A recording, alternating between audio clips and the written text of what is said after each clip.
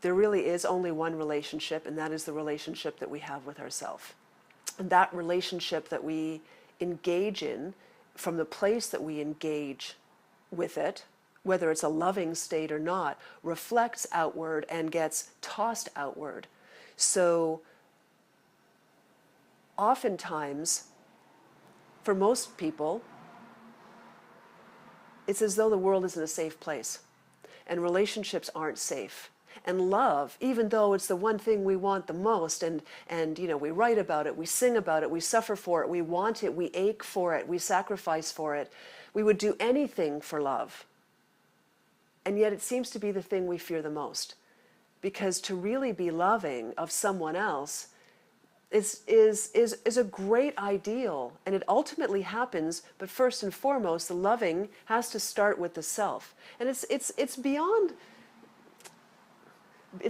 loving our flaws, or I love myself, and that type of spiritual meme stuff, which is priceless and wonderful. But this goes well beyond that. This actually goes into engaging with and embodying your innate lovingness. When we can bring our love,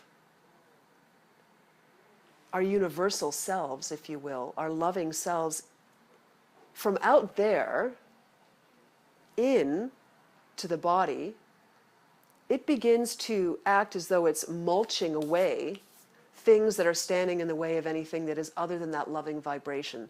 And it can be a little uncomfortable. And I want to pull the wool over anybody's eyes.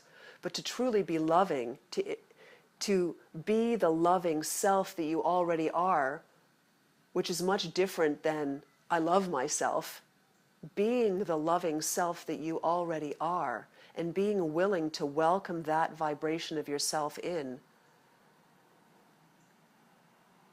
as it works its way through the thoughts. So it starts shifting, controlling thoughts and dominating thoughts of how things should be, of how you look in the mirror at yourself, of how you engage with your family, your friends, the earth, your lovers, your body, your clothes, your food, everything, is it starts to wash that and crumble thoughts that are unloving. Because really, most of us already know that we would never speak to others the way we speak to ourselves if we've even begun listening to the voices within our own minds. So when that lovingness that you are, that loving self that you are, comes through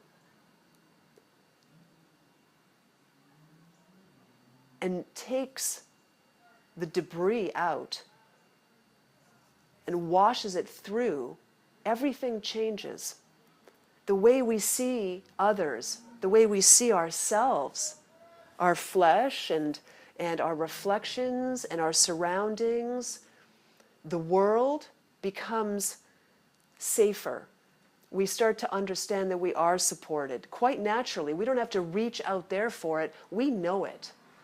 Because that lovingness is the support that we're seeking, is the safety that and the security that we're striving for when we are loving somebody else and trying to make them provide that for us. We no longer need that to be provided from the outside world.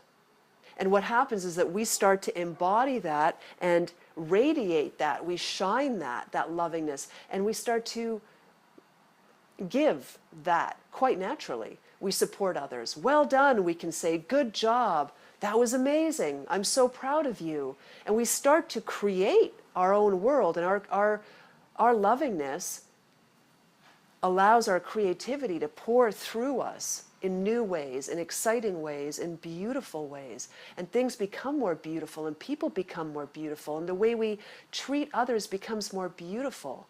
The way we are when we look in the mirror, literally a mirror, is more beautiful. Life becomes more loving. We're not afraid to be loving. We're not afraid to be vulnerable, because we recognize that nothing can be taken from us. We're not afraid to say no to someone we love, because we're not afraid to be left, and we're not afraid to leave. We're not afraid to say yes to something that might be a little out of the ordinary, or that might have scared us in the past, because our loving selves are speaking through us. They are moving through us. When I say us, I mean this flesh, this embodiment of the loving self that we already are. And it becomes more palpable, stronger, gentler, taller, more expansive, more willing and more welcoming, and with a lot more honor of all things and everyone, and a lot more integrity. And I think that what was the difference between I love you and loving someone? Well, there's something that comes now is integrity and clarity.